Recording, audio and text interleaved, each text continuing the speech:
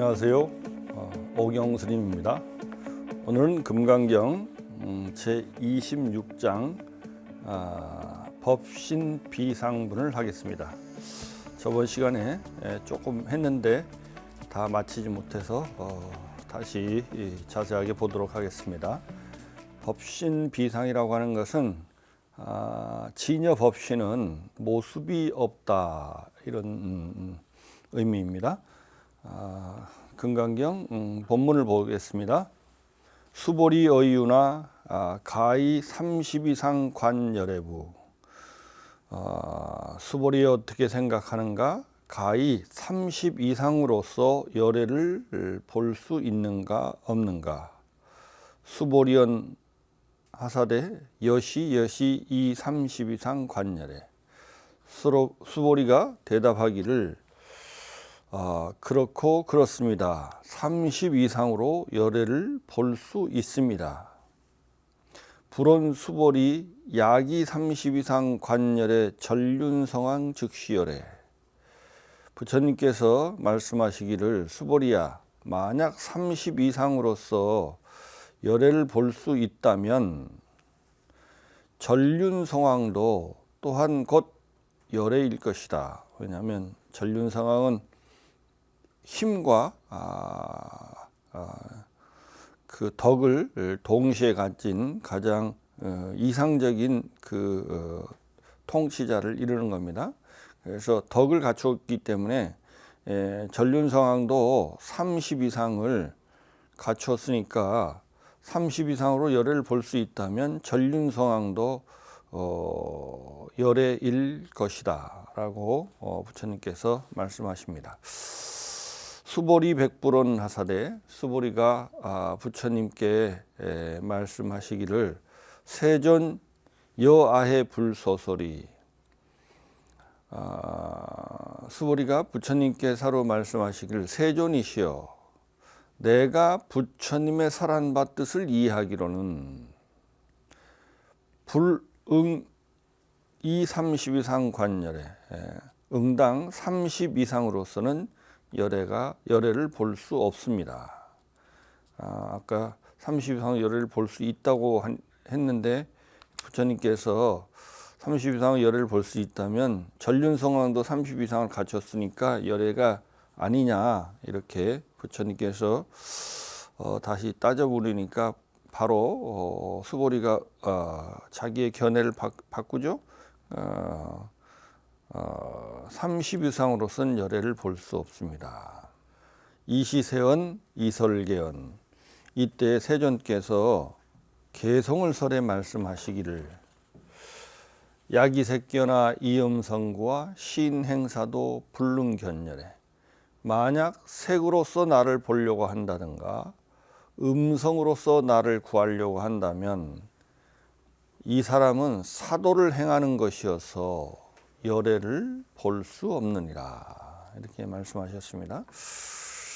먼저 여기서 30 이상으로 열애를 볼 수 있느냐 없느냐, 여기 26장의 내용은 그것인데요. 먼저 저번 시간에 이어서 이번 시간에도 금강경에서 가장 많이 쓰이는 상에 대해서 자세히 알아보도록 하겠습니다. 상이란 말이 이 금강경에서 가장 많이 쓰이는 단어입니다. 근데 이 상이라고 하는 것이 일반적인 우리가 일상적으로 모습이란 뜻인데요. 이 모습이라는 의미가 이 불교에서는, 특히 금강경에서는 아주 다양한 의미로 쓰이고 우리가 일상적으로 사용하는 의미 이외에 다른 의미를 갖고 있습니다. 먼저 상이라고 하는 것은 먼저 모든 존재는 인연의 화합에 의해서 생기하기 때문에 모든 존재는 자성이나 실체가 없이 현상만이 존재합니다.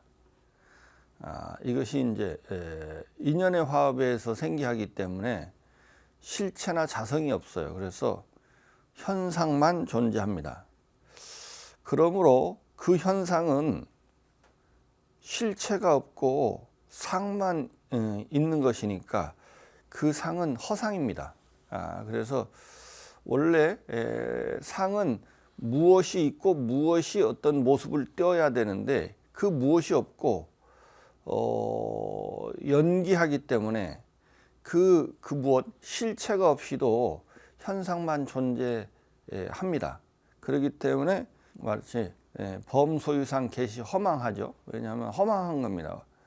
그 현상만 있기 때문에 마치 꿈속에서 본 금송아지와 같이 현상만 있고 거기에 해당하는 물체가 없어요.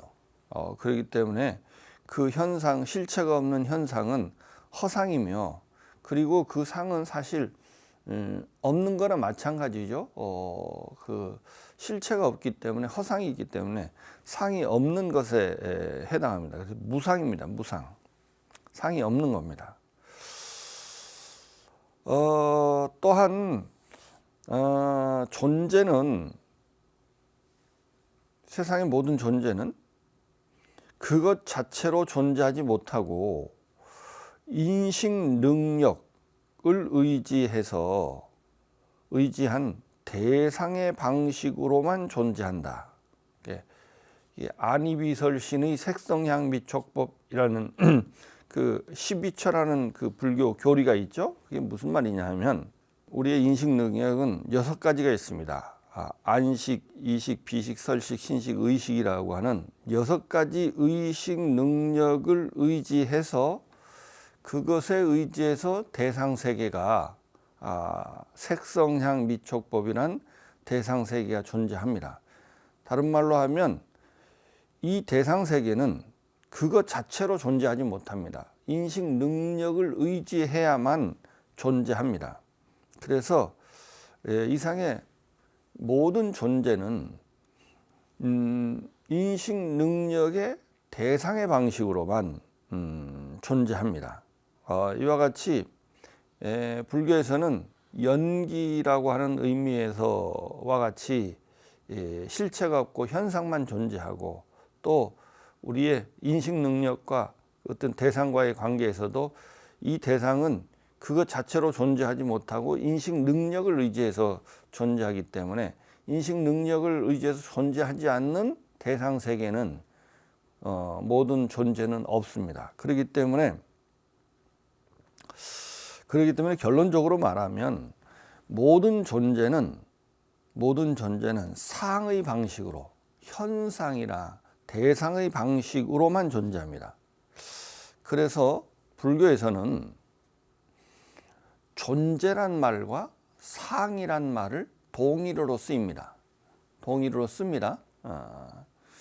우리 일상적으로는 그렇지 않죠. 어떤 존재가 있고 그 존재가 우리 인식 능력에 의해서 어떤 모습을 띈다고 생각하는데, 불교에서는 어떤 존재가 있고 그 존재가 인식 능력에 의해서 어떤 모습을 띠는 게 아니고 그 현상 또는 대상의 방식으로만 존재가 존재한다고 합니다. 그렇기 때문에 존재란 말과 상이란 말이 동일어로 쓰입니다. 그래서 우리가 금강경에서 저 앞에서 나온 유명한 사구계가 있죠. 범소유상 계시허망할 때, 이상엔 모든 상은 다 허망하다 할 때, 그 상은 이상에는 모든 존재는, 이런 의미죠. 그래서 모든 존재는 상으로만 존재하기 때문에 모든 존재란 말을 써야 할 때 상이란 말을 씁니다. 또한 조금 더 나가면 우리가 말하는 존재는 마음의 작용 그 자체입니다. 즉 대상에 대한 인식 그 자체입니다. 무슨 말이냐면, 꿈을 꿀 때 꿈에서 본 사물, 꿈에서 금송아지를 봤다. 그러면 그 금송아지는 어떤 식으로 존재하는 줄 아세요? 금송아지는 꿈꾸는 행위 그 자체죠. 꿈꾸는 행위가 곧 금송아지예요. 그죠? 행위가 있을 때만 금송아지가 있고 그 행위가 없으면 금송아지는 없습니다. 그죠? 행위 자체가, 꿈꾸는 행위 자체가 금송아지입니다. 그래서 꿈꾸는 의식의 작용 그 자체가 꿈속에 본 사물, 존재입니다. 이듯이 똑같이 우리가 현실에서 보는 사물은, 우리가 현실에서 보는 어떤 모든 사물, 모든 존재는 우리의 이 무명업식의 작용 그 자체입니다. 작용이 곧 존재입니다. 작용이 곧 존재예요. 즉 존재는 어떻게 존재하냐면 마음의 작용의 방식으로, 대상에 대한 인식의 방식으로 존재합니다. 그래서 존재란 말하고 인식이란 말이 똑같은 의미입니다. 존재는 인식의 방식으로 밖에 존재하지 않습니다.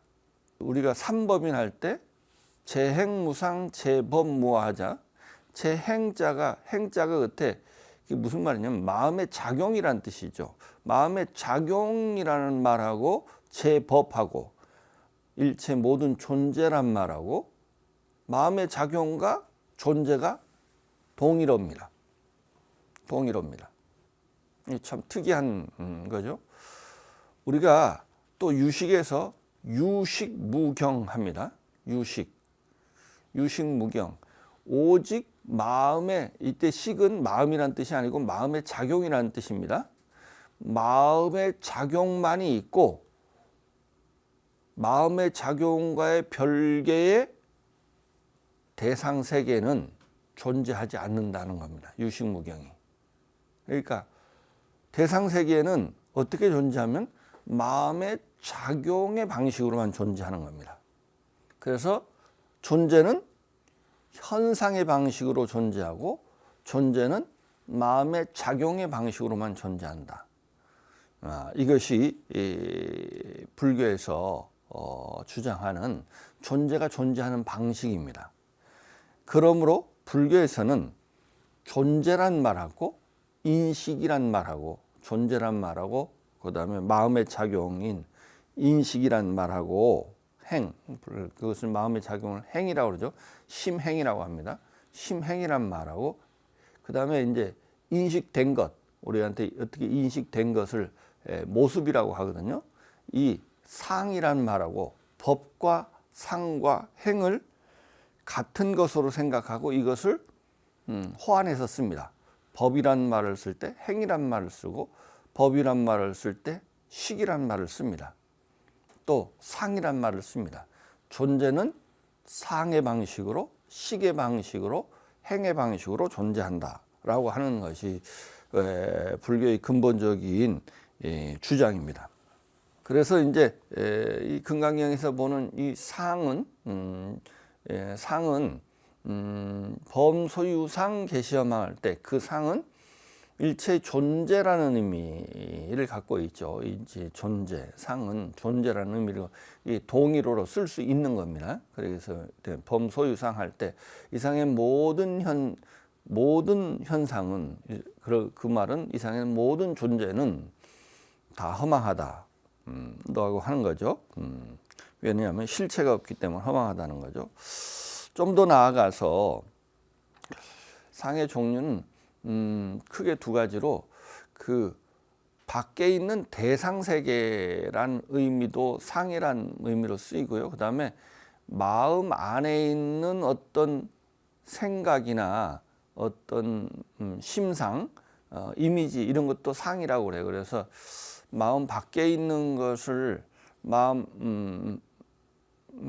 그 밖에 있는 것을 구별하기 위해서 모양 상자를 쓰기도 하고 코끼리 상자를 쓰는데 그때는 마음 밖에 있는 대상 세계를 이렇게 의미하기도 하죠. 그래서 먼저 상에는 크게 네 가지 종류가 있다고 보면 됩니다. 상에는 더 나아가서는 5가지인데요. 그 상의 종류라는 의미로 오온이라고 하는 불교 교리가 있죠. 이 오온이라고 하는 것을 상의 종류라고 봐도 됩니다. 왜냐하면 오온이라고 하는 것은 존재를 구성하는 요소라는 뜻인데요. 요소라는 뜻인데 모든 존재는 상으로 존재하기 때문에 그 요소들은 모두 하나하나가 상입니다. 상. 그래서 상의 종류 중에 첫 번째가 오온의 첫 번째가 색이죠. 색.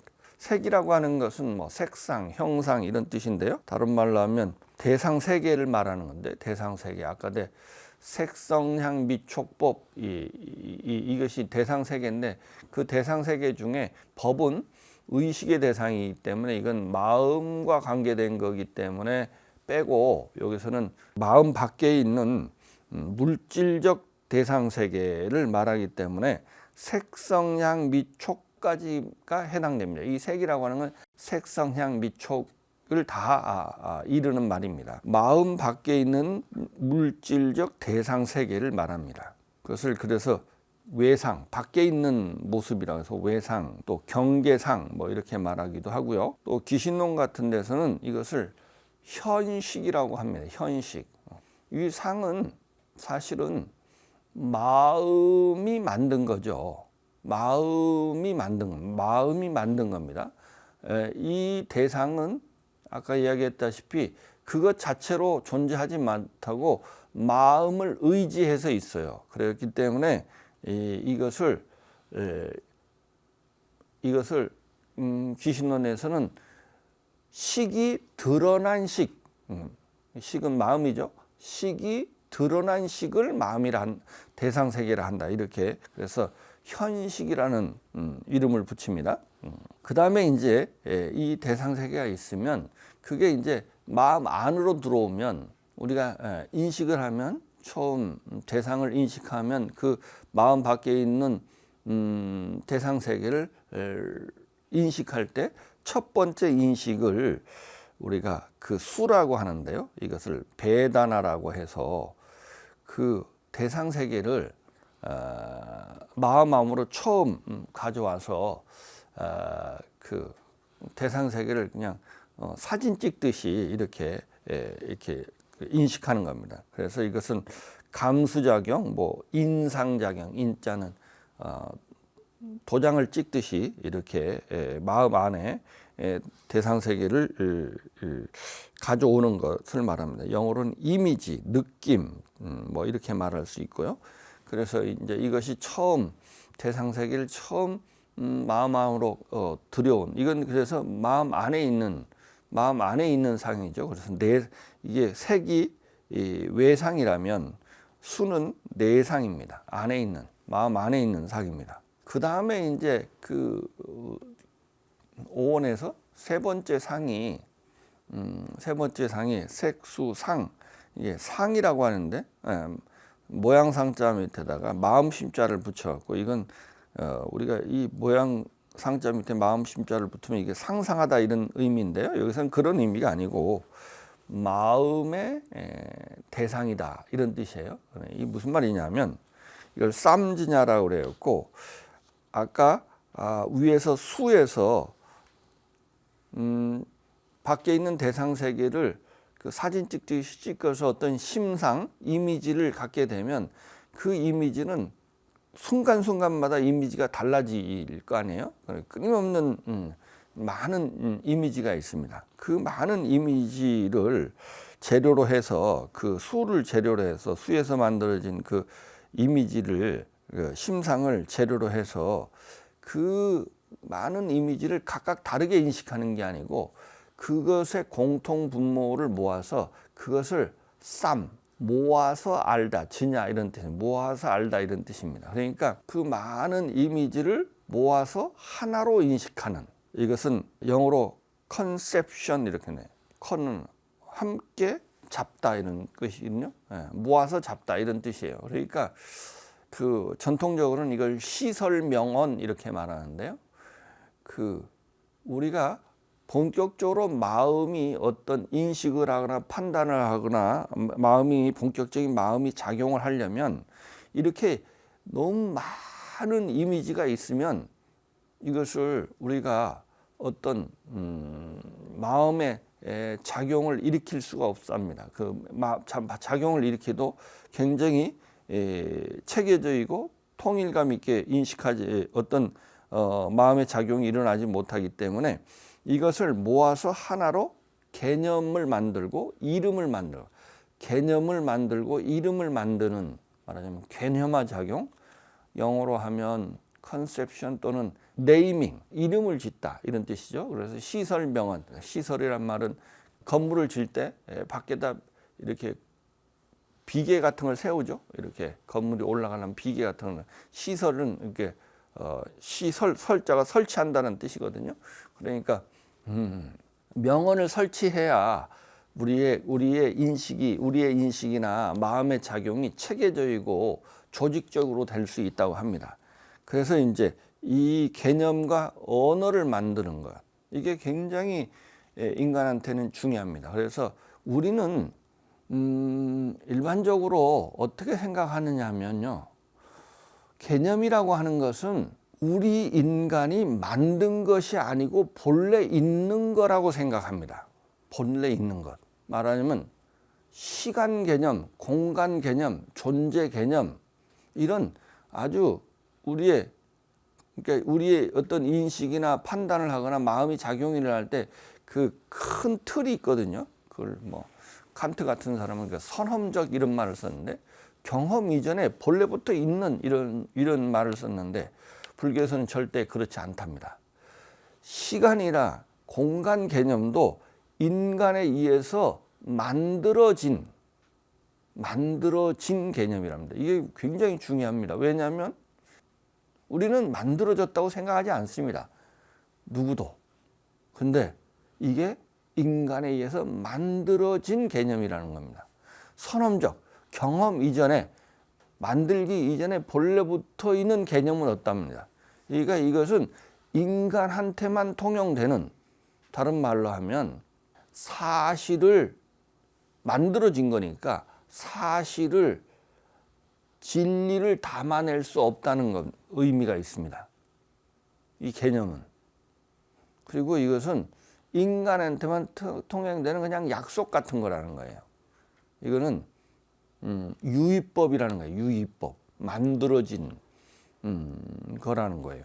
그래서 이 상에 의해서 수를 재료로 해서 개념과 언어가 만들어지고, 이걸 이제 재료로 해서 그 다음에 행이라고 하는 게 있는데, 행은 이제 쌈스카라라고 해서 이거는 우리의 모든 의지작용이나 뭐 사유작용 이런 것을, 그래서 의사작용 뭐 이렇게 말하는데요.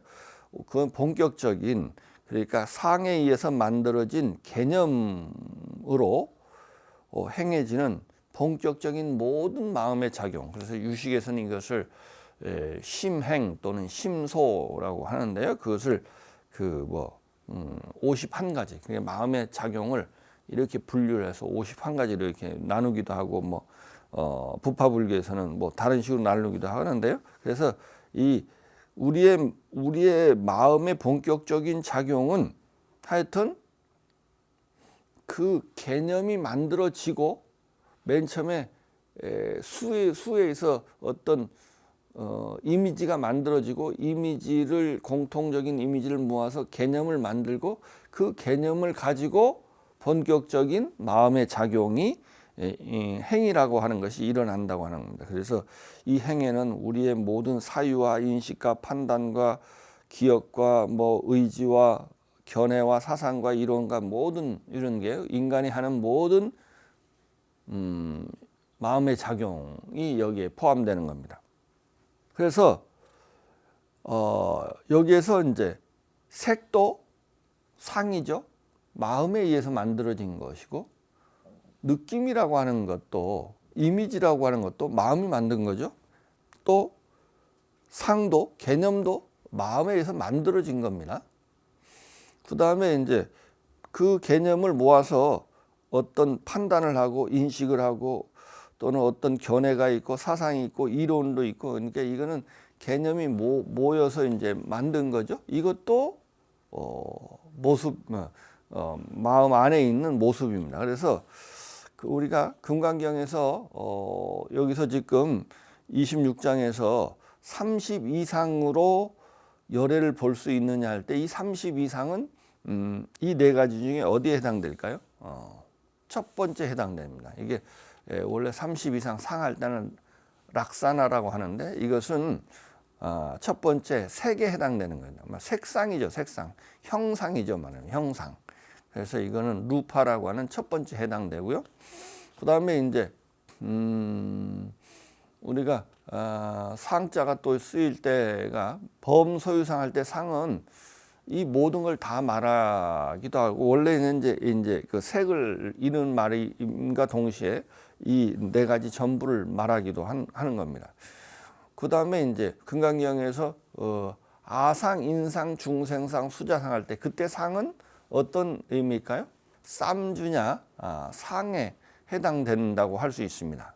그 다음에 이제 뭐 아견 할 때 또 세 번째나 또는 네 번째 어떤 견해라는 의미는 내가 있다는 견해 이런 거니까 뭐 네 번째 해당된다고 할 수 있겠죠. 그래서 이렇게 이것을 구마라집 스님은 다 한 가지로 상이라고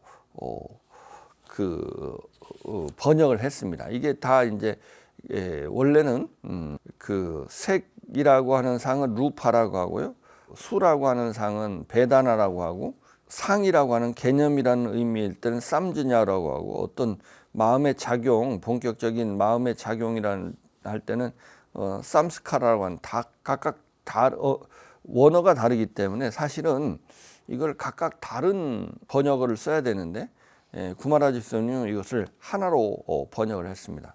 그 다음에 마지막에 있는 우리가 이제 그 색수상행식인데요. 그 전에 그 색과 색은 물질이라고 말할 수 있고요. 식은 정신이라고 말할 수 있습니다. 그 다음에 수상행은 마음의 작용이라고 말할 수 있습니다. 그 중에 이 마음의 작용인데 수상행 다 마음의 작용인데 왜 이것을 나눴냐 하면 이 수와 상을 유식에서는 이것을 뭐라고 그러냐면 변행심소라고 합니다. 변행심소. 그러니까 마음의 행도 말하자면 수도 상도 말하자면 행입니다. 행. 마음의 작용이죠. 마음의 작용인데 이 수와 상은 이 행과 조금 다른 역할을 하는데요. 마음의 본격적인 작용을 행이라고 하고요. 그 다음에 그 본격적인 작용이 일어나기 전에 아니면 동시에 어떤 항상 다른 마음의 작용이 일어날 때, 본격적인 마음의 작용이 일어날 때 항상 함께 일어나는, 그래서 두루 행해지는 심소, 항상 일어나는 심소, 이런 의미입니다. 변행심소라는 말이. 그러니까 개념이 만들어져야, 느낌이 만들어져야 개념이 만들어져야 본격적인 우리의 마음의 작용이 일어난다고 해서 수와 상을 변행심소라고 합니다. 그 다음에 이제 행은 그 수와 상이 만들어지면 그것을 근거로 해서 이제 본격적인 모든 우리의 마음의 작용을 행이라고 합니다. 그 다음에 이제 마지막에 있는 식이라고 하는 이게 마음이라고 하는 건데요. 이것은 마음이라는 게 뭘까요? 마음이라고 하는 것은 우리가 대상 세계를 인식하는 인식 능력을 마음이라고 하죠. 마음은 원래 우리가 눈으로 볼 수는 없지만 없다고 할 수 없는 게 뭐냐면 우리가 인식하는, 보고, 듣고, 깨달아 아는, 견문각지하는 어떤 견문각지를 하잖아요. 그러면 그 하는 놈을 우리가 마음이라고 했습니다. 그런데 이것을 부처님께서 잘 관찰해보고 어떻게 마음이라는 게 뭐냐 하면, 첫 번째 마음이라고 하는 것은 뭐냐 하면 축적된 마음의 작용인, 말하자면 지금 이전에 어떤 지금 마음에 어떤 작용이 일어나려면 그냥 느닷없이 아무 근거가 없이 마음의 작용이 일어나는 게 아니고 지금 이전에 축적된 마음의 작용인 업이 어떤 마음의 작용을 업이라고 그래요. 마음의 작용, 심동, 마음이 움직인 것을 업이라고 하거든요. 그래서 심행이나 업이나 비슷한 말인데요. 지금 이전에 축적된 마음의 작용인 업이 변해서 생긴 게 이것이 마음이라고 하는 거랍니다. 그래서 기신론에서 이걸 전식, 전자, 구를 전자거든요. 전변했다는 거예요. 변했다는 거예요. 뭐가 변한 거냐? 우리 업이 변해서 만들어진 거라는. 마음은 그래서 여기서도 중요한 게 있습니다. 마음도 만들어진 겁니다. 그러므로 마음의 작용인 행은 과거에 축적된 마음의 작용인 과거에 축적된 마음의 작용 업이잖아요. 업이 곧 식이 되는 거죠. 업인 마음, 업식, 마음의 작용인 마음을 바탕으로 하여 이루어진다. 우리의 모든 마음의 작용은 그냥 아무 백지 상태에서 일어나는 게 아니고 항상 지난날에 지금 이전에 행해졌던 마음의 작용의 바탕 위에서 그것을 근거로 해서 현재의 마음의 작용이 이루어진다고 하는 겁니다. 그래서 이것을 지금 이전의 마음의 작용을 바탕으로 하여 현재의 마음의 작용이 이루어진다는 겁니다. 그래서 마음이라고 할 것이 없는데 그 마음이라는 게 일어날 때에 그냥 갑자기 우리는 마음이 있고 마음의 작용이 있다고 생각하는데 사실은 마음이라는 게 실체가 없답니다. 사실은 마음은 어떻게 있냐면 마음이 작용만 있답니다. 마음의 작용만 있어요. 실제로 마음이라는 게 없대요. 그래서 어떻게 말해 줄 수 있냐면 첫 번째로 마음은 마음의 작용인 업에 의해서 만들어진 겁니다. 그래서 대승 기신론에서는 그래서 우리의 마음을 업식이라고 합니다. 우리의 근본 마음은 제8 아리아식은 뭐냐면 우리의 근본식은 업이 전변한 거예요. 그래서 무명 업식이라는 겁니다. 이것은 만들어진 거예요. 그러니까 업이 달라지면 마음이 달라지는 거예요. 그러니까 인식 능력이 달라지는 거예요. 인식 능력이 달라지면 인식이 달라지죠. 그러니까 우리의 인식은 믿을 수가 없는 겁니다.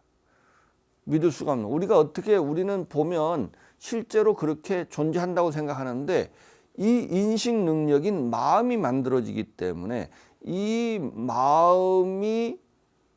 마음의 작용인 인식을 믿을 수가 없어요. 왜냐하면 인식 능력이 달라지면 인식이 달라지기 때문에 인식이 하나의 어떤 사태에 대해서 하나의 인식만을 일으켜야 되는데 이게 인식 능력이 업이 달라지면 인식 능력이 달라지고 인식 능력이 달라지면 인식이 달라져요.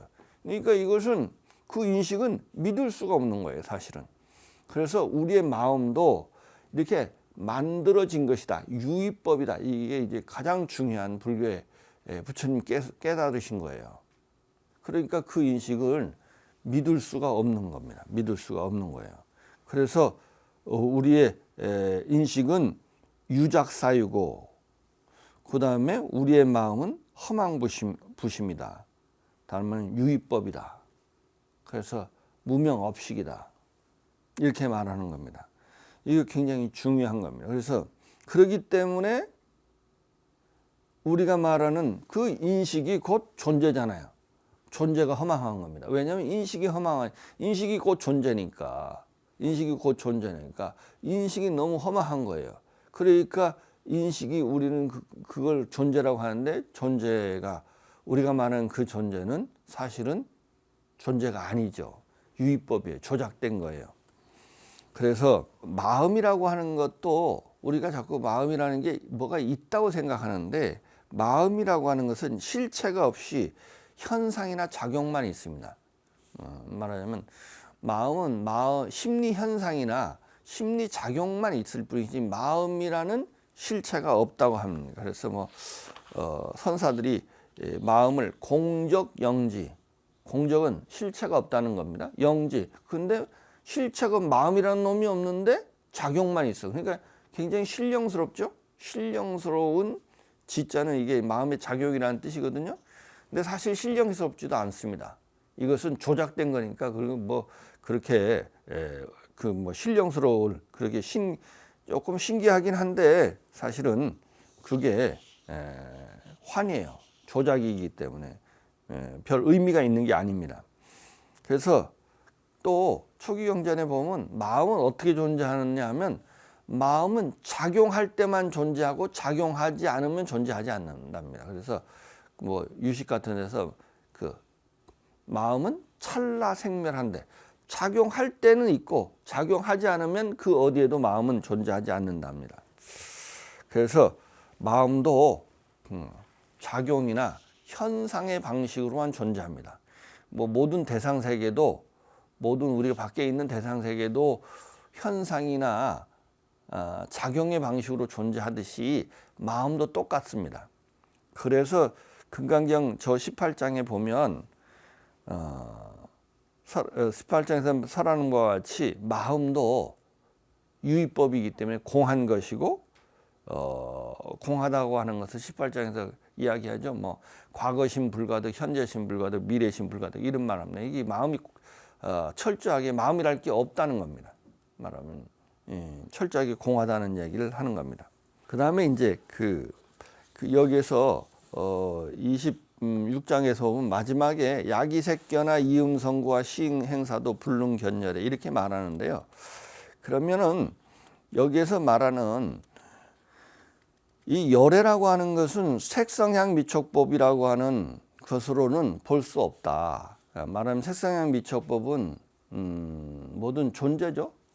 대상이죠. 대상 색성향 미촉법은 대상인데요. 그것은 환이기 때문에 여기서 열애는 그것으로서는 환으로서는 열애를 볼 때 이때 열애는 어떤 의미냐라고 하는 게 사실은 요 야기색견나 이음성구와 시인행사도 불능견열의 다음에 개송이 하나 더 있습니다.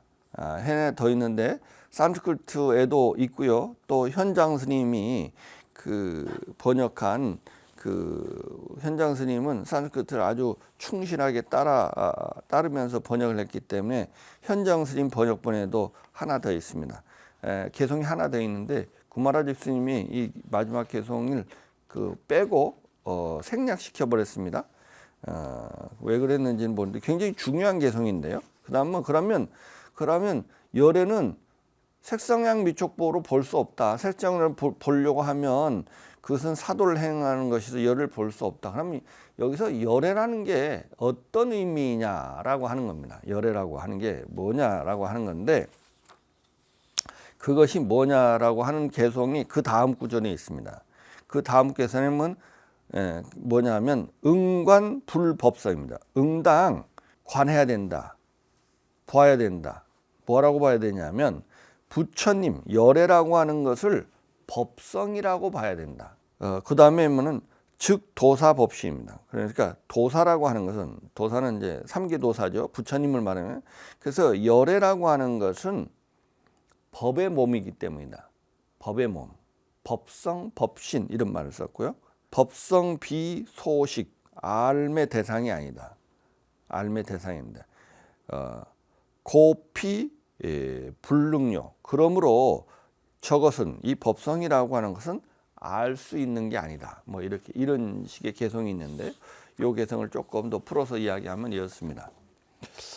우리가 존재라고 생각하는 나와 세계는 인연의 화합에 의해서 잠깐 생겼다가 사라지는 조작된 존재, 다른 말로 하면 유의법으로서 존재하는 것과 같이 보이지만 존재하지 않는 그러면 환과 같고 공한 가짜 존재입니다. 존재하는 것 같은데 존재하지 않는 겁니다. 존재하는 것 같이 보일 뿐이지 실제로는 가짜 존재입니다. 그에 반하여 만들어지지 않은 무위법은, 조작되지 않은 무위법은 생멸하지 않는 진짜 존재이며 부처님께서 증득하신 말하는 열애소득법, 열애소설법하는 증득하신 궁극적 진리다. 그 궁극적 진리, 궁극적 존재, 그것을 법성, 그러니까 법성은 성자가 변하지 않는 이런 뜻도 있고요. 진짜 존재 뭐 이런 뜻이에요. 법성. 그래서 이것을 진여, 진짜, 여자는 변하지 않는 것 이런 뜻이에요. 법성, 진짜 존재 뭐 이런 뜻이고요. 그 다음에 그것을 열애 이렇게 말하고요. 그것을 법의 몸, 열애, 그 진여 법신 이렇게 말하고요. 그 다음에 심성 이렇게 말하기도 하고요. 그 다음에 이것은 또 열반이라고 말하기도 합니다. 열반. 왜냐하면 부처님에서 그 궁극적 깨달은 그 경지거든요. 부처님은 이 진여, 무위, 법성을 증득하셨어요. 그거하고 하나가 되셨어요. 그래서 그런 상태를 열반이라고 해서 열반을 그래서 정멸이라고 하기도 하죠.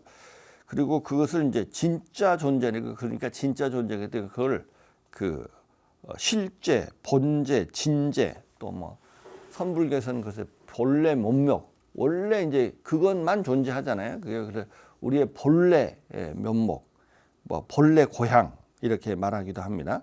그래 본래 고향이라고 말하기도. 그래서 이 진여는 무명이 사라진 깨달음이 경지이며 무명 없이 사라져서 무명 없이기 만든 모든 상인 유의법이 사라지고 모든 번뇌가 사라진 열반의 경지입니다. 그러므로 이 진여 무의 경지는 모든 상이 사라졌습니다. 이게 이 진여 무의는 특징이 상이 없습니다. 여기서 법 제목을 법신 비상이라고 이름을 붙였는데 그래서 진여 법신은 무명이 사라졌기 때문에 무명업식이 사라지고 무명업식이 사라졌으니까 무명업식이 만든 것이 상이거든요. 그래서 모든 상이 사라졌어요. 그래서 모든 상이 없어요. 그래서 모든 사랑이 사라졌기 때문에 이게 모든 상이 없습니다. 그래서 이 진여 법신의 가장 큰 특징이 무상입니다. 상이 없습니다. 그래서 상이 없으니까 알의 대상이 아니며 그래서 알 수도 없고 취득할 수도 없고 말할 수도 없습니다. 그래서 저 앞에 보면 그 7장에 보면 그 무위법은 불가취, 불가설 이런 말을 하죠. 또 불교에서 가장 많은 불가사의 이런 말. 사의라는 것은 말하거나 생각하거나 논의할 수 없다는 겁니다. 그래서 뭐 선사들은 그래서 언어도단 심행처멸 이렇게 말합니다.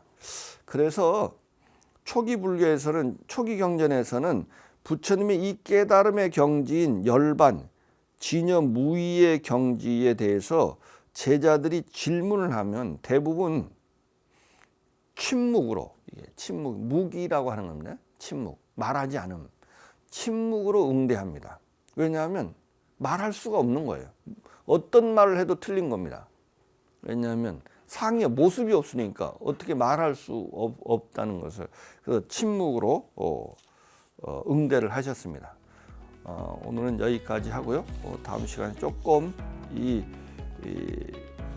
진여 법신에 대해서 법성에 대해서 또 뒤에 또 나오니까 그때 더 공부하도록 하겠습니다. 오늘 여기서 마치겠습니다. 감사합니다.